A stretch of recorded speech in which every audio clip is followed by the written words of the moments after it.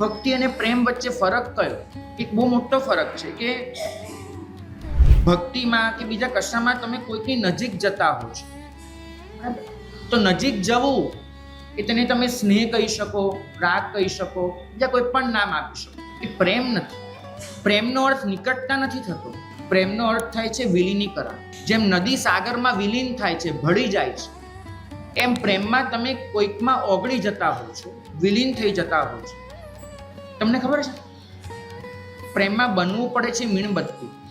પોતાની આસપાસ એક પ્રકાશનું વર્તુળ રચાતું હોય, પોતાની ચો તરફ અજવાળું પથરાતું હોય, અને એ અજવાળાને જોવામાં, એ પ્રકાશને જોવામાં મીણબત્તી એ ભૂલી જાય કે હું પોતે ઓગળી રહી છું. તમારું ઓગળવું કોઈકના માટે પ્રકાશ બની જાય, બરાબર?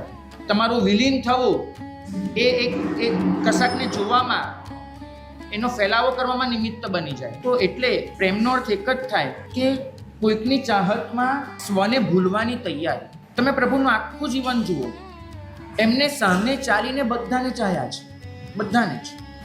બધાને ના પાડી કે પેલા ચૈત્યમાં ન જાઓ. એ ચૈત્યનો યક્ષ પોતાને ત્યાં રાત્રે કોઈ પણ રોકાય સહન નથી કરતો, અને છતાંય પ્રભુ સામેથી ગયા. જીવનમાં જ્યાં જ્યાં પણ પ્રભુને સામેવાળાનો ઉદ્ધાર કરવાની પાટલી પણ શક્યતા લાગી છે, પ્રભુ સામેથી ગયા છે. પ્રેમનો મતલબ જ છે કે તમારું અભિમાન, તમારી ઈર્ષ્યા, તમારી નારાજગી બધું જ ઓગાળતા જવું પડે, પાણીથી પતલા થવું પડે. જ્યાં સુધી તમે અભિમાન, ઈર્ષ્યા, નારાજગી બધું જ ટકાવી રાખો અને પછી એવી ભાવના રાખો કે હું પ્રેમ કરું, એ તો કોઈ દિવસ ન મળે.